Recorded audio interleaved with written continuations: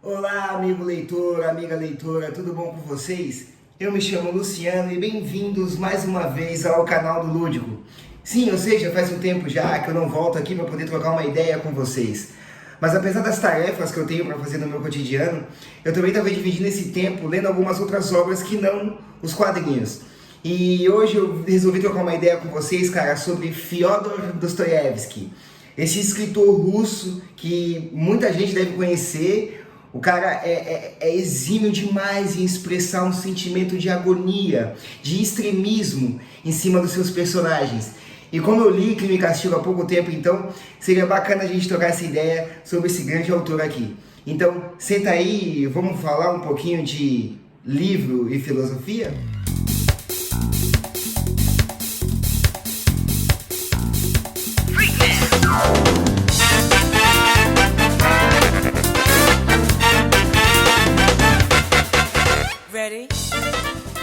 Fyodor Dostoiévski, ele é tido como um dos maiores escritores do século XIX. E para quem não sabe, esse cara ele já passou 10 anos preso na Sibéria, cara. Isso porque ele fazia parte de um grupo de revolucionários que era o Círculo de Petrachev.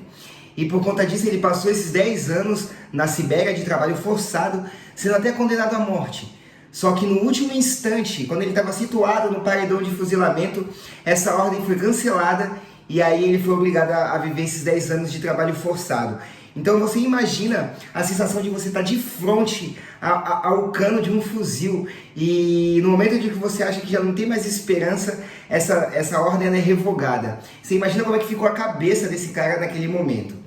E eu acho que até por conta disso, dessa experiência que ele viveu nesses 10 anos na Sibéria, foi o que trouxe essa profundidade maior para as obras dele. Não que antes ele não fosse um grande escritor, mas o fato é que ele é mais conhecido pelas suas obras pós-siberianas, né? Que é O Idiota, Os Irmãos Karamazov e o próprio Crime e Castigo. Dostoiévski, ele era um cara premido pela pobreza, sabe?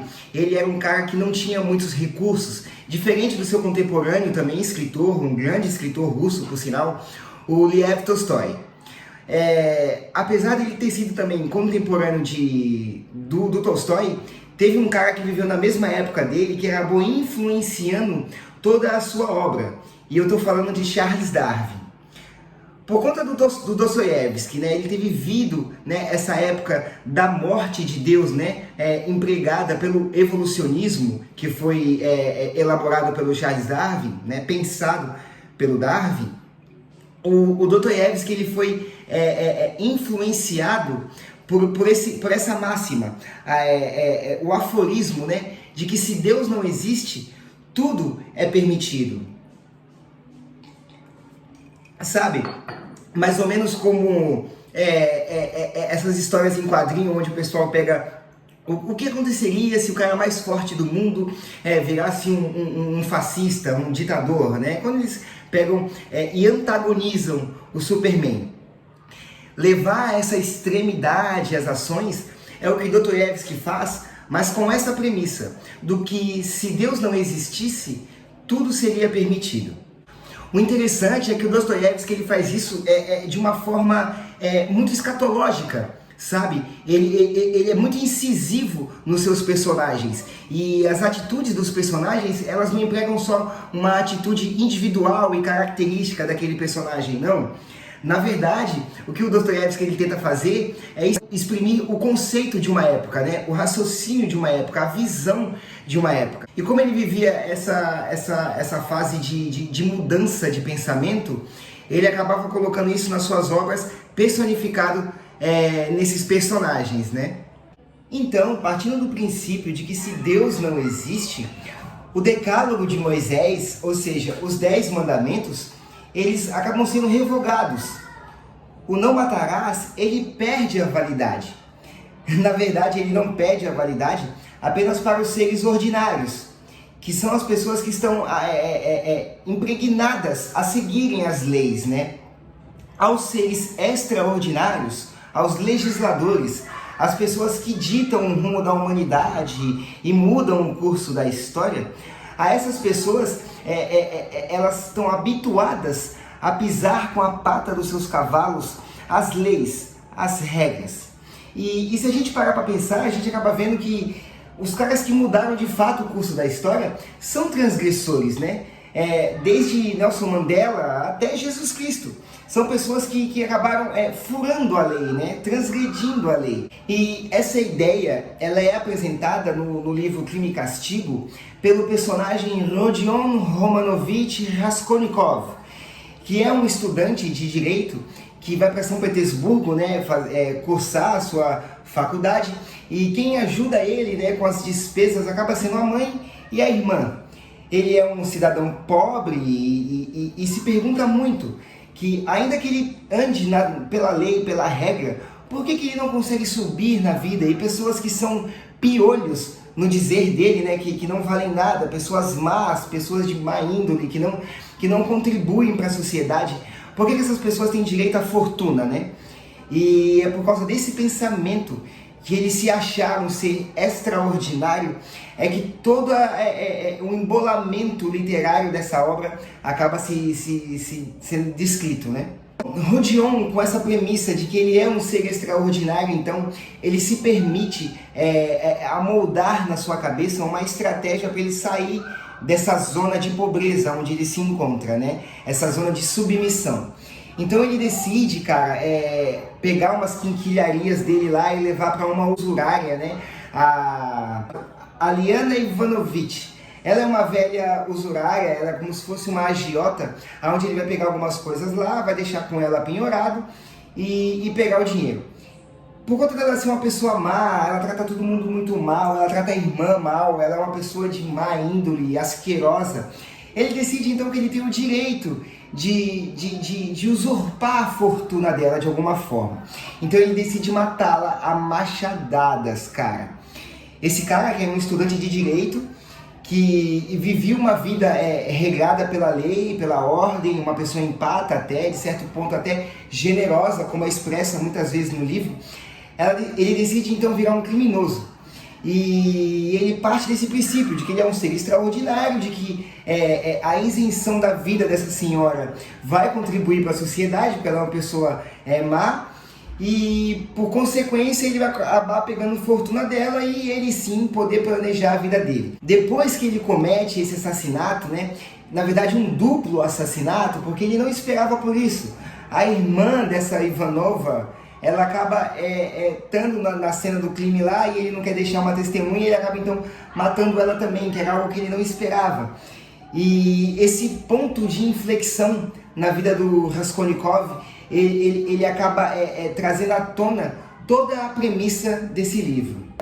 É muito bacana ver esse pensamento expresso dessa forma, porque teve um cara lá atrás que também, com certeza, escreveu isso depois do contato com essa obra, que é o Friedrich Nietzsche, que ele vai expressar o seguinte, vendo o caso do Romanovich. Muitas vezes o nihilista, o assassino, ele está à altura do seu relativismo no momento do ato. Ou seja, na hora que o criminoso ele vai cometer o seu delito, ele está acima do bem e do mal. Ele se sente acima de qualquer julgamento. Mas em contato com o efeito colateral, ele volta a respeitar os marcos embotados da realidade. Ou seja, ele cai em si, né? É claro que existem sim os criminosos que não têm nenhum remorso sobre o que ele tenha feito. Mas a grande maioria das pessoas, né, elas tendem a ter um ataque de consciência muito forte quando elas pegam uma premissa à margem do que a gente está diagnosticando aqui como o certo e o errado, né? E o nosso herói, fica até irônico de dizer, né? Mas o Raskolnikov, ele passa por isso, né? Ele sofre essa metanoia, que é essa mudança de personalidade, de caráter. Após cometer o crime, ele começa a se definhar, ele fica extremamente abatido, acaba virando um hipocondríaco e ele não consegue conviver com o peso do que ele fez. Na verdade, eu não diria nem até que seria um remorso, né? Mas seria uma cobrança por ele não conseguir aceitar o que ele tinha feito.